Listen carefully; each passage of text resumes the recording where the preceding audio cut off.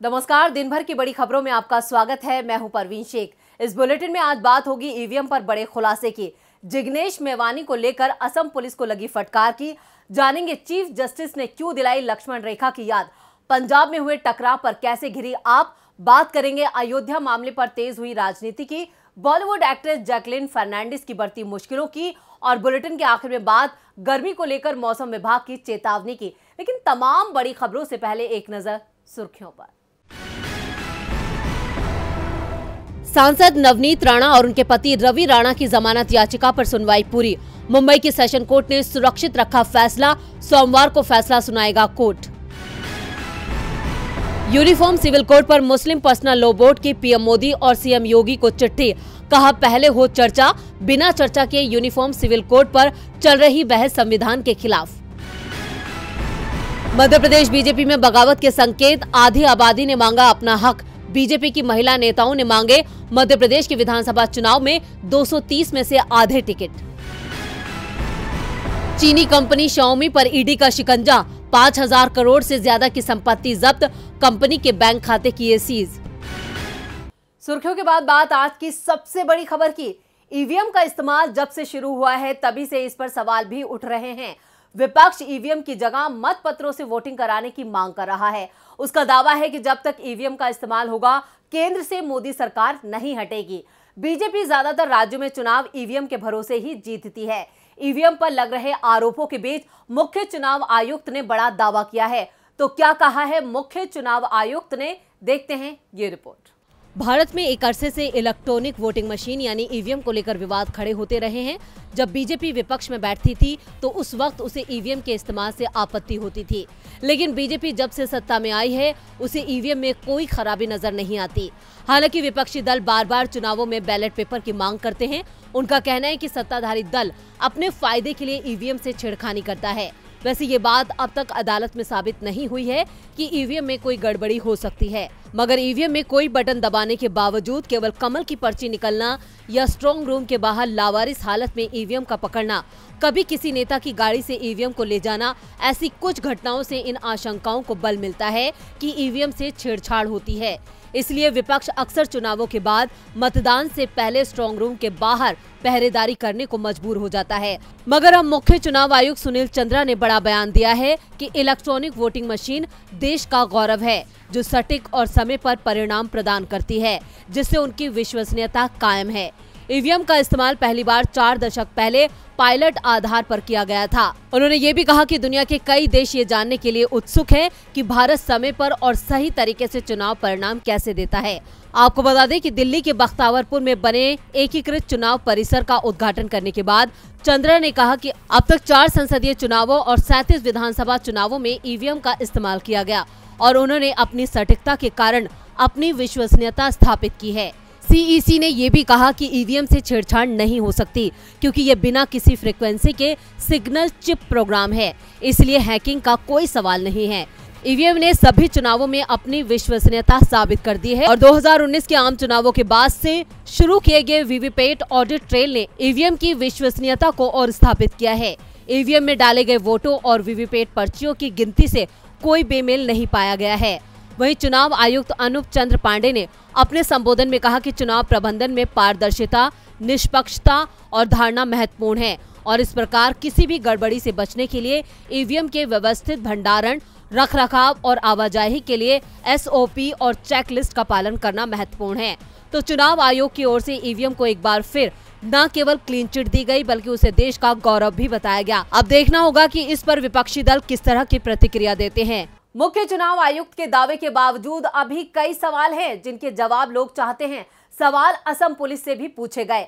मामला गुजरात के विधायक जिग्नेश मेवानी की गिरफ्तारी को लेकर था। पीएम के खिलाफ दिए बयान पर असम में जिग्नेश पर कार्रवाई हुई थी। उन्हें कोर्ट ने जमानत भी दे दी, लेकिन पुलिस ने फौरन ही दूसरे मामले में उन्हें गिरफ्तार कर लिया, जिसे लेकर कोर्ट ने पुलिस को जमकर फटकार लगाई। तो क्या कहा कोर्ट ने, देखते हैं ये रिपोर्ट। असम की बारपेटा की अदालत ने गुजरात के विधायक जिग्नेश मेवानी को महिला कांस्टेबल पर कथित हमले के आरोप में जमानत दे दी है। जमानत पर सुनवाई के दौरान कोर्ट ने जिग्नेश को इस मामले में फंसाने की कोशिश करने के लिए राज्य की पुलिस को कड़ी फटकार लगाई। कोर्ट ने कहा कि अगर पुलिस की मनमानी नहीं रोकी गई तो हमारा राज्य एक पुलिस स्टेट बन जाएगा। पीएम मोदी पर ट्वीट करने के मामले में जिग्नेश मेवानी को जमानत दिए जाने के ठीक बाद 25 अप्रैल को पुलिस महिला कर्मी पर हमले के मामले में फिर से गिरफ्तार कर लिया गया था। इसी मामले में असम की अदालत ने जिग्नेश को जमानत देते हुए 29 अप्रैल को ये सख्त टिप्पणी की है। कोर्ट ने मेवानी को जमानत देने के अपने आदेश में गुवाहाटी हाई कोर्ट से राज्य में हाल ही में पुलिस की ज्यादतियों के खिलाफ दायर एक याचिका पर विचार करने का अनुरोध किया। साथ ही कहा कि वो असम पुलिस को बॉडी कैमरा पहनने और अपने वाहनों में सीसीटीवी कैमरा लगाने का आदेश दे, ताकि किसी आरोपी को हिरासत में लिए जाने पर घटनाओं को कैद किया जा सके। जो खबरें सामने आ रही हैं, उनके मुताबिक जिस महिला ने जिग्नेश पर आरोप लगाए थे, उस महिला ने एफआईआर में कुछ और कहा, जबकि मजिस्ट्रेट के सामने अलग कहानी बताई गई। कोर्ट ने कहा कि महिला की गवाही से साफ है कि जिग्नेश मेवानी को हिरासत में रखने के लिए जबरदस्ती मामला बनाया गया है। साथ ही अदालत ने असम पुलिस को सुधरने की हिदायत तक दे डाली। वहीं दूसरी तरफ रिहा होने के बाद जिग्नेश मेवानी ने कहा, असम में बीजेपी सत्ता में है। पीएम मोदी के खिलाफ ट्वीट पर उनकी गिरफ्तारी और महिला कांस्टेबल पर कथित हमले के मामले के पीछे सत्ताधारी पार्टी का हाथ है। बीजेपी ने एक महिला का उपयोग करके उनके खिलाफ कहानी गढ़ी, जो कायरतापूर्ण काम है। मेवानी ने कहा कि उनकी गिरफ्तारी कोई साधारण मामला नहीं था, ये पीएमओ में बैठे राजनीतिक आकाओं के निर्देश पर किया गया है। बीजेपी ये सब गुजरात चुनाव को जीतने के लिए कर रही है। पुलिस को जो अधिकार है वो उसे क्रॉस कर रही है, अपनी लक्ष्मण रेखा को लांघ रही है। कोर्ट ने जिग्नेश को जमानत दे दी, लेकिन लक्ष्मण रेखा सिर्फ पुलिस ही नहीं लांघती, दूसरे संस्थान भी ऐसा काम कर जाते हैं, जिसे लेकर सीजेआई एनवी रमन ने सरकार को नसीहत दी है। तो क्या कहा है सीजेआई ने, देखिए ये रिपोर्ट। देश में आज 6 साल बाद राज्यों के मुख्यमंत्रियों और चीफ जस्टिस के संयुक्त सम्मेलन का आयोजन किया गया, जिसका संबोधन पीएम मोदी ने किया। इस कार्यक्रम में सुप्रीम कोर्ट के चीफ जस्टिस एनवी रमन, केंद्रीय कानून मंत्री किरण रिजिजू और सभी 25 हाई कोर्ट के चीफ जस्टिस भी मौजूद थे। कार्यक्रम का आयोजन नई दिल्ली के विज्ञान भवन में किया गया था। पीएम मोदी के अलावा इस कार्यक्रम को चीफ जस्टिस एनवी रमन ने भी संबोधित किया और इस दौरान उन्होंने अपनी बात रखते हुए सरकार की कार्यप्रणाली पर भी सवाल उठाए। सीजेआई ने कहा, संविधान में लोकतंत्र के तीनों अंगों के बीच शक्तियों का बंटवारा किया गया है। अपने कर्तव्यों का पालन करते समय हमें लक्ष्मण रेखा का भी ध्यान रखना चाहिए। सरकारें अदालत के फैसले को बार बार नजरअंदाज करती हैं। ये हेल्दी डेमोक्रेसी के लिए ठीक नहीं है। चीफ जस्टिस यहीं नहीं रुके, उन्होंने आगे कहा कि अगर शासन कानून के मुताबिक हो तो न्यायपालिका कभी भी उसके रास्ते में नहीं आएगी। अगर नगर पालिकाएं, ग्राम पंचायतें कर्तव्यों का पालन करती हैं, अगर पुलिस ठीक से जाँच करती है और अवैध हिरासत में प्रताड़ना बंद हो जाती है, तो लोगों को अदालतों की तरफ देखने की जरूरत नहीं है। अदालत के फैसले सरकार द्वारा वर्षों से लागू नहीं किए जाते हैं। न्याय घोषणाओं के बावजूद जानबूझकर निष्क्रियता है, जो देश के लिए अच्छा नहीं है। अपने संबोधन के दौरान सीजेआई ने एक बार फिर सरकार की धीमी कार्यप्रणाली पर नाराजगी जाहिर की। वहीं दूसरी तरफ पीएम मोदी ने अपने संबोधन के दौरान स्थानीय भाषाओं को प्रोत्साहन देने की अपील करते हुए कहा कि इससे देश के आम नागरिकों का न्याय प्रणाली पर भरोसा बढ़ेगा, वो उससे जुड़ा हुआ महसूस करेंगे। लेकिन एनवी रमन की तरफ से उठे सवालों के बाद एक बार फिर सरकार घिर गई है। ऐसे में देखना होगा कि सरकार चीफ जस्टिस की बातों को गंभीरता से लेती है और उस पर काम करती है, या फिर बाकी चीजों की तरह हवा में उड़ा देती है। कोर्ट के फैसले बार बार नजरअंदाज करने से लोकतंत्र पर ही सवाल खड़े हो जाते हैं। सरकार सिर्फ कोर्ट के फैसले ही नजरअंदाज नहीं करती, कई बार वो ऐसी सूचनाएं भी नजरअंदाज कर देती है जिससे बाद में हालात और ज्यादा खराब हो जाते हैं, जैसा इस वक्त पंजाब में देखा जा रहा है। पंजाब पुलिस के पास जानकारी थी कि पटियाला में 2 संगठनों के बीच टकराव तय है। इस जानकारी पर पुलिस ने क्या किया जिससे घिर गई पंजाब की मान सरकार, देखिए ये रिपोर्ट। बीते दिन पंजाब के पटियाला में 2 गुट आमने सामने आ गए। झड़प के दौरान जमकर कानून व्यवस्था की धज्जियां उड़ाई गईं, जिसके चलते शहर में हालात बेहद तनावपूर्ण हो गए। अब इस पूरे मामले के चलते पंजाब की गद्दी पर अभी हाल ही में काबिज हुई आम आदमी पार्टी की सरकार एक बार फिर विपक्ष के निशाने पर आ गई। सीएम भगवंत मान को अभी सत्ता संभाले ज्यादा वक्त नहीं हुआ है, लेकिन मान सरकार शुरुआत में ही फेल होती नजर आ रही है। कभी फ्री बिजली तो कभी बिजली कटौती तो कभी पंजाब में जा रही जाने, इन सब के चलते पहले ही मान सरकार विपक्ष के निशाने पर थी। अब एक और नए मामले ने सरकार की मुश्किलें बढ़ा दी हैं। दरअसल बीते दिन पटियाला में हुई झड़प से प्रदेश का माहौल बेहद खराब हो गया है और विपक्ष का आरोप है कि इस सब की जिम्मेदार पंजाब सरकार है। कांग्रेस नेता जयवीर शेरगिल ने पटियाला में कानून व्यवस्था की स्थिति पर चिंता जताते हुए इसके लिए आम आदमी पार्टी की सरकार को जिम्मेदार ठहराया है। उन्होंने लिखा है कि पंजाब के सीएम को अरविंद केजरीवाल को खुश करने की बजाय पंजाब को बेहतर तरीके से चलाने पर ध्यान केंद्रित करना चाहिए। वहीं बीजेपी का कहना है कि आपका असली चेहरा सामने आ गया है और इनका पंजाब के लिए जो उद्देश्य है वो भी उजागर हो गया है। गौरतलब है कि चुनावों के दौरान कुमार विश्वास ने आप संयोजक अरविंद केजरीवाल पर खालिस्तान बनाने की मंशा रखने के आरोप लगाए थे। अब उन्हीं आरोपों के चलते विपक्ष मान सरकार पर हमलावर हो गया है। वहीं दूसरी तरफ इस तरह के आरोपों से बचने और अपनी छवि को खराब होने से बचाने के लिए पंजाब सरकार एक्शन मूड में नजर आ रही है और अब पटियाला में इंटरनेट सेवाएं निलंबित कर दी गई हैं। इतना ही नहीं, घटना के बाद यहां कर्फ्यू लगा दिया गया था। वहीं पटियाला आईजी राकेश अग्रवाल को हटाने के बाद सीनियर एसपी और सिटी एसपी को हटा दिया गया है। मामले में कार्रवाई जारी है। ऐसे में देखना होगा कि विपक्ष के निशाने पर आई मान सरकार इन हालात को किस तरह संभालती है। पंजाब में हालात खराब हो जाने के बाद नींद से जागी है सरकार, तो यूपी में भी हालात खराब करने की कोशिश की गई। अयोध्या में एक संगठन ने माहौल खराब करने की कोशिश की, लेकिन अल्पसंख्यक समुदाय ने संवेदनशीलता और समझदारी से माहौल खराब नहीं होने दिया। लेकिन इस घटना को लेकर योगी सरकार पर जरूर सवाल उठ रहे हैं। साथ ही उनकी बुलडोजर नीति भी सवालों के घेरे में है।